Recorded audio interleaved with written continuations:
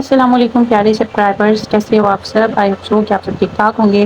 ہم بھی ٹھیک ہیں، لیکن ہماری مسفرہ جو ہے وہ ٹھیک نہیں ہے، تو ہم اس کو لے کر جا رہے ہیں ڈاکٹر کے پاس۔ اور ابھی ہم راستے میں ہیں اور میں اسے گورنمنٹ ہاسپٹل لے کر جا رہی ہوں۔ تو مشفرہ سے میں نے کہا ہے کہ سب کو ہائے بولو، لیکن آپ کو پتہ ہے بیماری کے دوران بچے تھوڑے چڑچڑے ہوتے ہیں، تو وہ اس طرح رسپانس نہیں کر رہی جس طرح اس کو کرنا چاہیے۔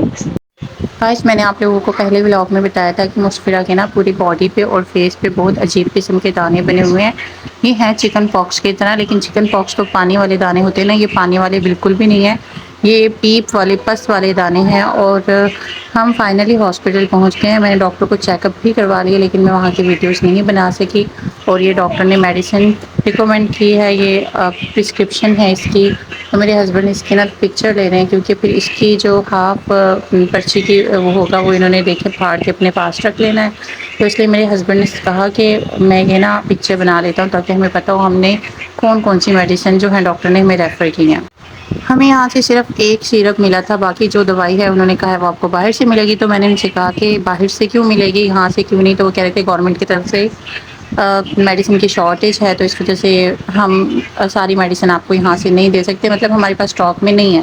تو میں نے کہا چلیں ٹھیک ہے۔ اور ہم باہر آئے ہیں، ہمارا رکشا ہے، آپ لوگوں کو میں نے پہلے بھی بلاگ میں ویڈیوز میں دکھایا تھا۔ تو ہم لوگ اب گھر جانے لگے ہیں۔ گائز، تندرستی ہزار نعمت ہے، اس بات کا تو مجھے اندازہ ہو گیا، کیونکہ میری بیٹی کو تقریباً 15-20 دن سے باڈی پہ یہ دانے ہیں، اور ہم اس ہاسپٹل میں آئے تھے۔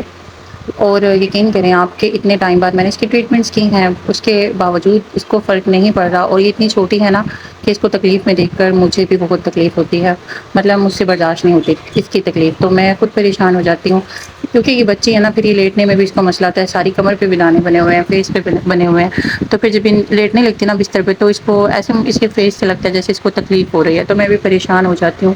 تو آپ لوگ پلیز دعا کیجیے گا کہ اللہ اس کو صحت و تندرستی دے، اللہ سب کو اپنے حفظ و امان میں رکھے۔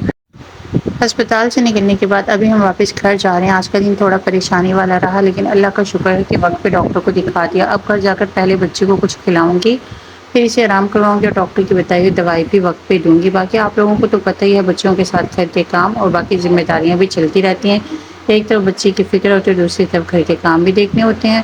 بس اللہ پاک آسانی کرے، ہماری بیٹی کو جلدی سے ٹھیک کر دے۔ آپ گھر جا کر دیکھتے ہیں آج کا باقی دن کیسا گزرتا ہے۔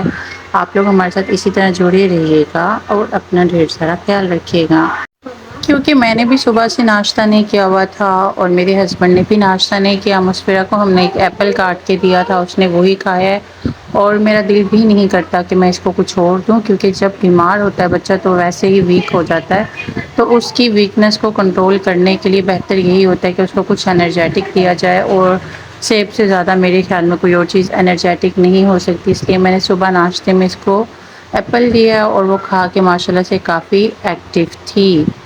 تو گائز، ہم لوگ نا اپنے گلی میں پہنچ چکے ہیں، میرے ہسبینڈ ہمیں اتار کے گلی میں اور کچھ چلے گئے تھے، اور ہم دونوں ماں بیٹی اپنے گھر کی طرف جا رہے ہیں، اور اس نے دیکھیں اپنی دوائی کو کس طرح سے پکڑا ہوا ہے۔ بڑے بچوں کو سب کو گھر پہ چھوڑ کر گئی ہوں، اور اب ہم لوگ اتنی دیر سے دروازہ ناکنگ کر رہے ہیں، لیکن ہمیں کوئی دروازہ ہی نہیں کھول رہا ہے۔ دیکھ لو، مسفرہ بھی اپنی میڈیسن دکھا رہی ہے، میں اس سے پوچھی تھی کون سی دوائی ہے، تو اس نے مجھے دوائی دکھائی ہے۔ تو گائز، آج کا ولاگ یہاں پہ اینڈ کرتی ہوں۔ میری بیٹی کو اور ہمیں دعاؤں میں یاد رکھیے گا، ملتے ہیں نیکسٹ ولاگ میں، تب تک کے لیے مجھے اجازت دیجیے، اپنا خیال رکھیں، اور اگر آپ نے چینل کو سبسکرائب نہیں کیا تو پلیز چینل کو سبسکرائب کر دیجیے۔ اللہ حافظ۔